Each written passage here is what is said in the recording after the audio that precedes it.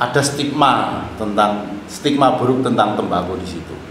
Ini yang memang lepas dari apa yang sudah kita lakukan sekian tahun ini, lupa kita. Ini yang menurut saya menjadi sangat penting, yang menjadi dasar akar masalahnya adalah stigmatisasi terhadap tembakau itu. Kalau boleh saya ibaratkan, tembakau ini kan tidak beda dengan yang namanya PKI. Arep model kaya apa sih jenenge PKI ora apike gitu. Begitu juga sekian banyak orang, sekian juta orang melalui pemerintah dan sebagainya melakukan kampanye anti tembakau, tidak pernah satupun dari kita, bahkan kita yang tidak setuju akan kampanye anti tembakau itu, tidak pernah dari diri kita. Bener apa enggak sih? Seperti yang disampaikan Profesor Sony, saya kira kita tidak pernah melakukan riset pada tembakau itu sendiri. Pernahkah sonde Mas Wening misalnya meriset tembakau sendiri? Bener atau tembakau ini sajane kandungannya apa gitu? Kenapa kemudian dituduh buruk dan sebagainya? Kita tidak pernah melakukan itu. Dan sebetulnya kalau saran Profesor Sony tadi itu sangat simpel melakukan riset itu. Kita bisa melakukan riset dengan pada uji coba pada diri kita sendiri pada saat kita merokok. Kalau kita merokok dalam jumlah yang sangat banyak, kemudian apa yang akan terjadi pada reaksi yang terjadi pada tubuh kita, misalnya seperti itu. Terus kemudian dengan berbagai merek misalnya, kita coba melakukan itu.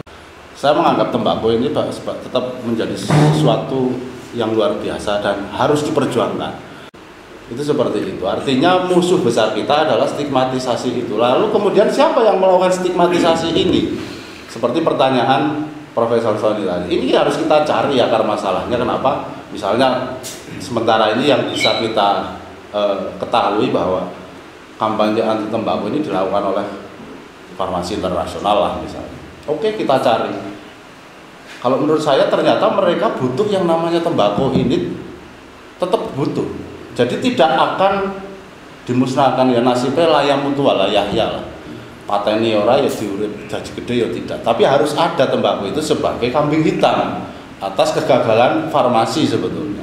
Sekarang menurut saya ini sudah kejahatan,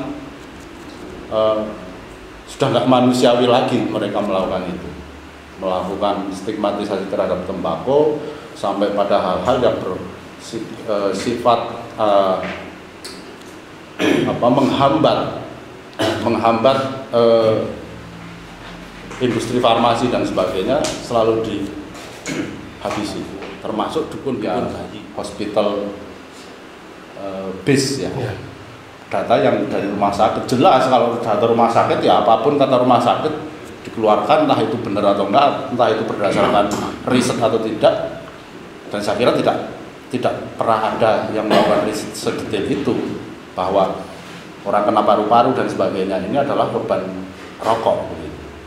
Hal yang paling mendasar, FCTC ini betulnya kampanyenya apa, arahnya mau kemana, ini harus kita cari. Kalau kemudian kita melakukan kampanye yang hampir serupa, saya kira mungkin kegagalan yang akan kita raih seperti yang tadi sempat disinggung oleh Mas Wening, bahwa kalau bentuk-bentuknya kita seperti mereka ya kita kalah jauh lah gitu.